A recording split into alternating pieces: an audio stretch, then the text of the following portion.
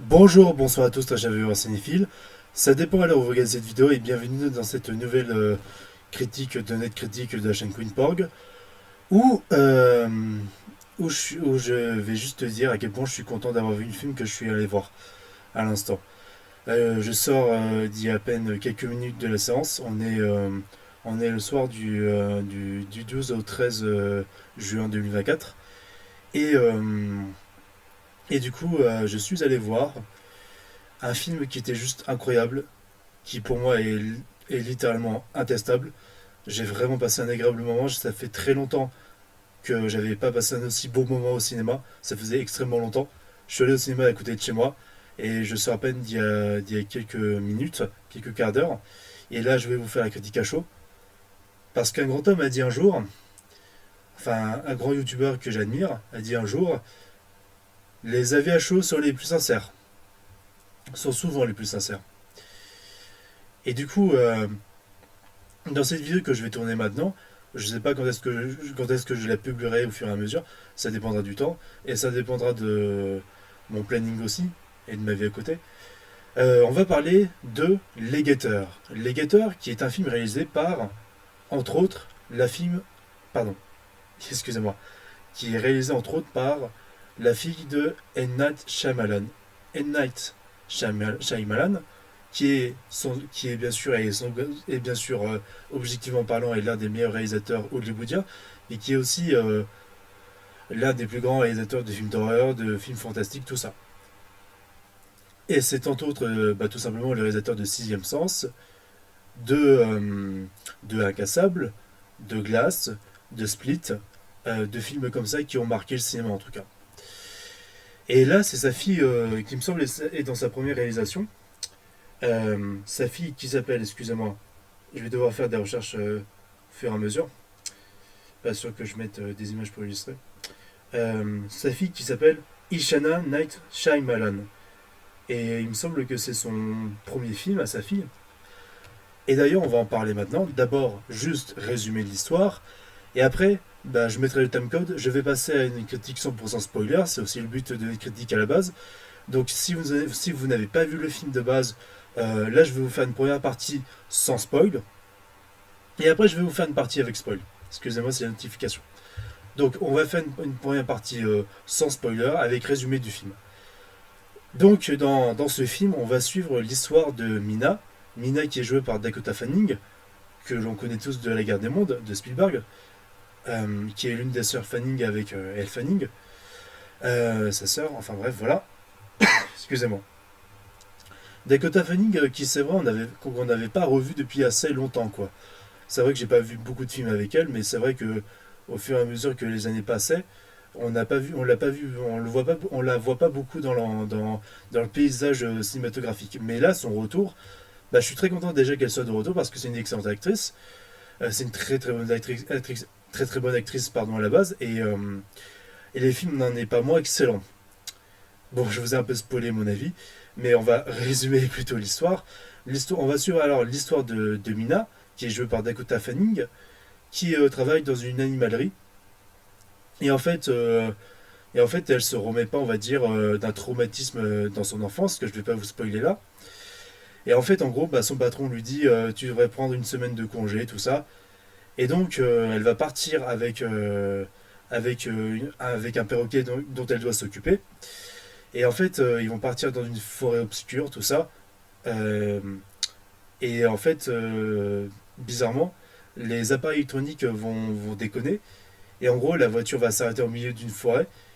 Et le truc, c'est que Dakota Fanning, enfin le personnage de Mina, joué par Dakota Fanning, va rencontrer aussi d'autres personnes et ils vont être elle va rencontrer d'autres personnes et en fait comme ces autres personnes elle est prisonnière d'une sorte de pardon excusez-moi d'une sorte de maison où en gros peu à peu en fait elle va découvrir que elle est prisonnière avec ces gens et que des créatures des créatures mystérieuses on ne sait pas c'est quoi comme créature à la base on ne sait pas vraiment ce que c'est pas vraiment du spoil c'est vraiment ce qui est supposé à la base dans la bande-annonce de base donc je ne spoil pas grand chose par rapport à ça des créatures qu'on appelle les guetteurs C'est vraiment des, c'est vraiment des, c'est ce qu'on raconte, et en fait c'est ce qui est dit dans le film en tout cas, que des guetteurs, on va dire, va les observer dans leur environnement, tout ça, et tout va se jouer là-dessus, avec frisson, avec angoisse, avec horreur, et des twists extrêmement intéressants. Et donc, bon, vu que je l'ai spoilé un peu, mon avis avant, bah globalement, le film, il est incroyable. J'ai vraiment, vraiment, vraiment adoré ce film. Et je crois même réellement que c'est la relève parfaite de Shyamalan. C'est la relève parfaite de M. Night Shyamalan. Franchement, sa fille, elle a tout compris du cinéma de son père. Et en plus, elle fait à sa façon. Elle fait son propre film à elle, quoi. Avec son propre style, qui n'est pas tellement éloigné de Shyamalan, mais n'empêche, c'est tellement de qualité, quoi. La Ishana, elle est vachement douée. Ishana Shyamalan, elle est incroyablement douée pour ce film, pour faire des films. C'est vraiment quoi.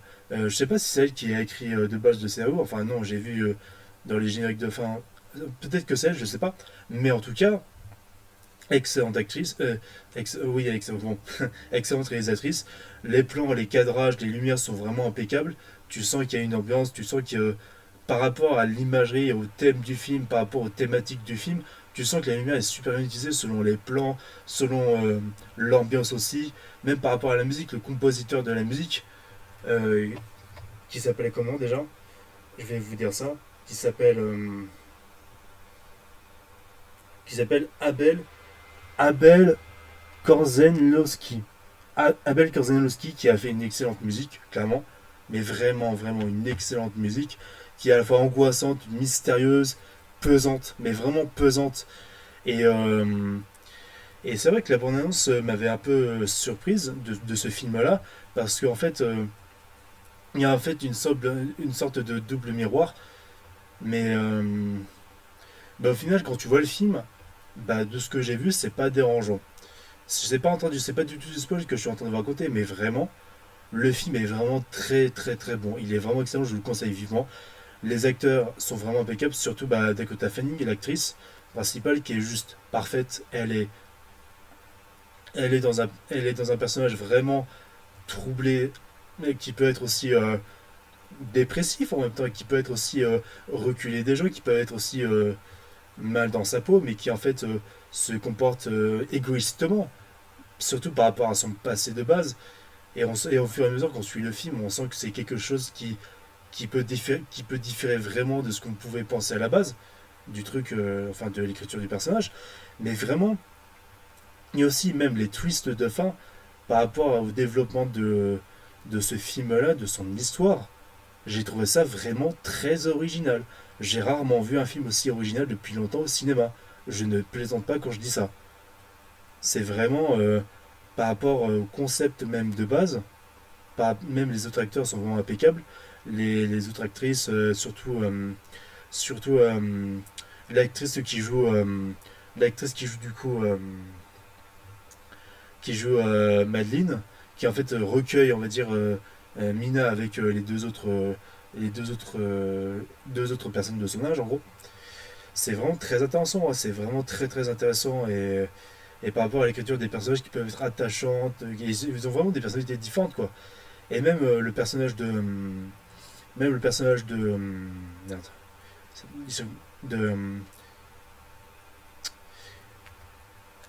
oui de Daniel pardon, oui c'est ça de Daniel. Le personnage de Daniel aussi est vraiment très très troublé aussi. Bah, il est autiste en même temps, il est un peu schizophrène, je sais pas comment dire, mais quand tu le vois, tu sens que c'est un personnage torturé aussi, qui peuvent être, on sait pas dans quel tournant il peut aller aussi.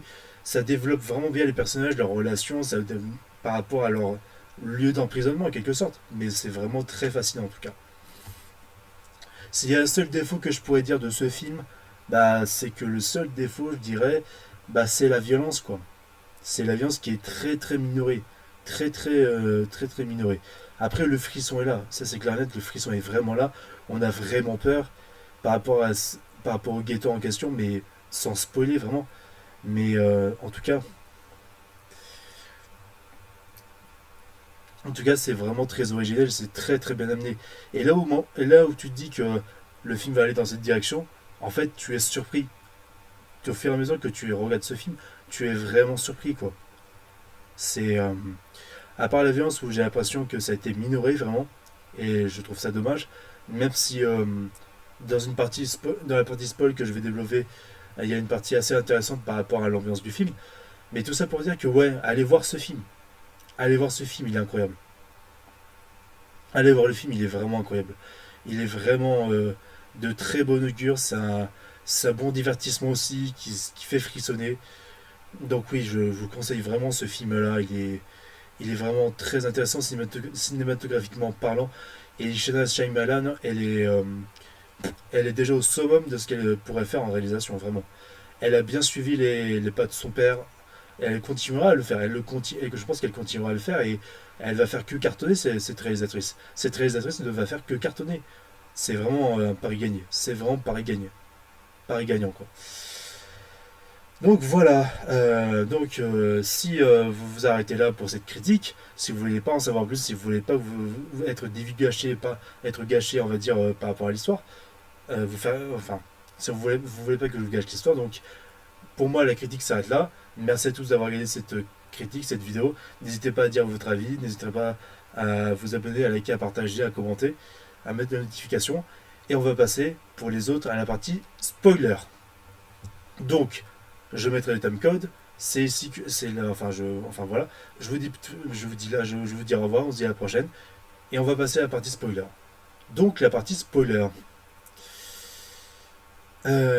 Si vous êtes là, c'est que vous avez vu le film comme moi. La partie spoiler, cette idée d'univers fantastique d'un ancien âge, d'une ancienne époque où en fait les monstres qui observent en fait les guetteurs. En fait, les guetteurs, ce sont les changelins. Les changelins qui sont en fait. Et ça m'a beaucoup surpris. Déjà que je suis pas très fort en mythologie de créatures, mais, alors que j'aime beaucoup les trucs de légendes, de créatures mythologiques, tout ça. Mais c'est vrai que je connais pratiquement rien du concept des changelins. Mais en fait, on te dit aussi que ce sont des faits à la base, que ce sont des créatures qui peuvent se changer, qui peuvent prendre l'apparence de nous, en fait, qui peuvent prendre l'apparence de moi, qui peuvent prendre aussi votre apparence. Enfin, c'est un concept vraiment très intelligent. Et en fait, cette idée de concept d'âge ancien où les humains vivaient en harmonie avec les fées, mais en fait, on s'est rendu compte que ils pouvaient pas copuler ensemble, ils pouvaient pas s'accoupler ensemble parce que bah, leur progéniture mourait. Et les humains, ils les ont maudits à partir de là, et forcément, les fées, bah, elles ont été blessées à cause de ça, et forcément, les deux espèces se sont fait la guerre.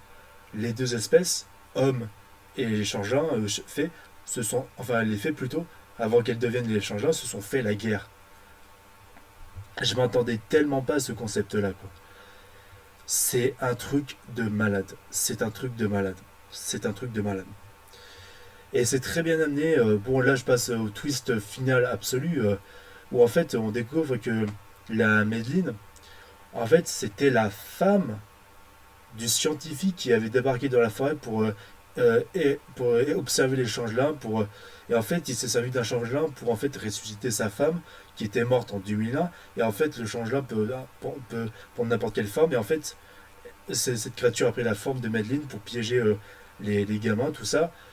Parce que, alors qu'il y a ce côté humain en même temps qui ressemblait. Enfin, c'est vraiment un message, une allégorie de la bêtise humaine, de l'arrogance de l'homme. L'arrogance de l'homme qui ne respecte pas la différence des autres, qui ne respecte même pas la nature, parce qu'il y a vraiment ce message sous-jacent aussi de l'écologie, où vraiment les humains font n'importe quoi avec la nature.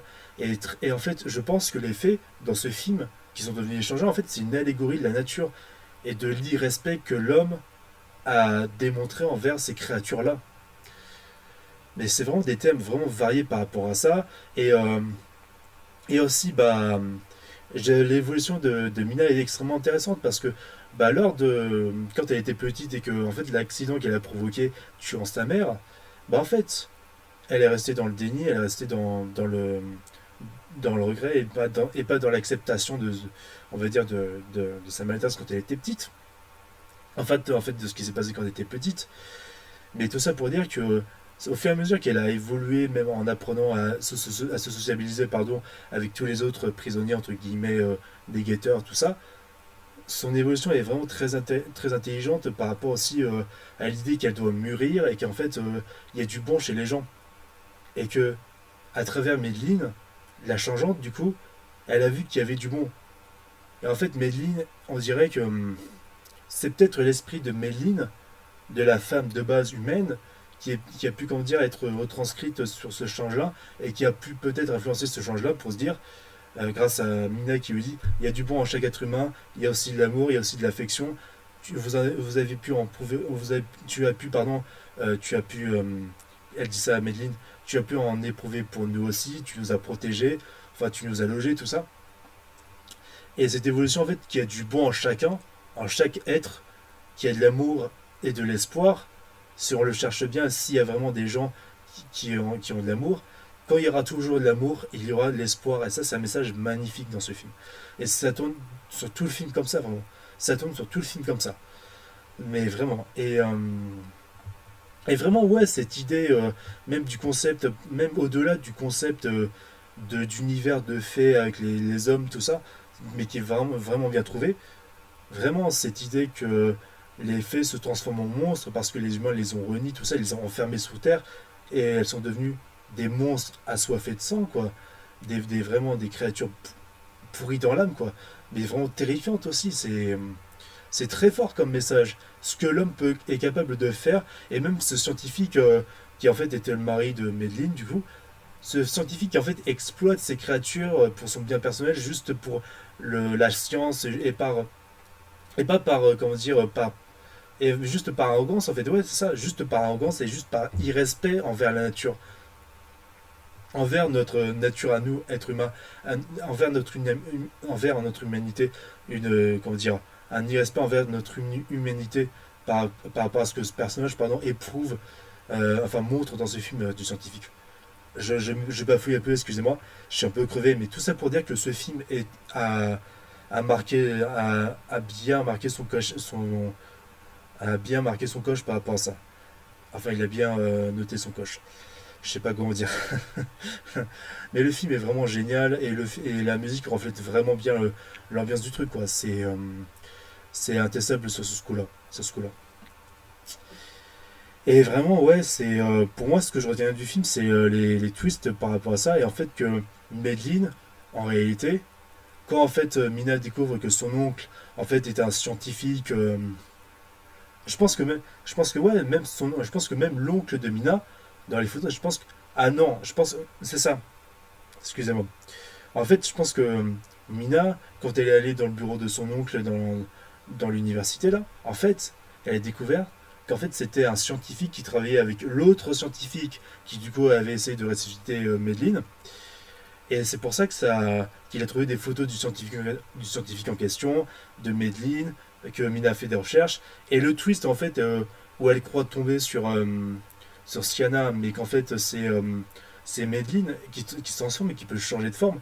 C'est vraiment très intéressant, quoi. C'est vraiment très très pertinent et c'est un joli twist. Et par rapport à tout ce qui a été raconté, par rapport à cette idée de vengeance du changelin qui en fait a été littéralement marché dessus et que son espèce a été reniée de l'être humain. Enfin, c'est un message extrêmement fort, quoi. Et extrêmement, vraiment intelligent. C'est vraiment. Ishana, elle a pas du tout manqué son coche. Elle a pas du tout manqué son coche. C'était vraiment impeccable. Rien à dire là-dessus. Donc, je pense que la critique va pas durer plus longtemps que ça. Mais vraiment, le film est incroyable. Les thèmes par rapport à la dépression, par rapport au regret, par rapport à l'arrogance de l'homme, par rapport à l'égoïsme, par rapport à la rédemption, à l'acceptation de soi, même un peu au libre arbitre aussi.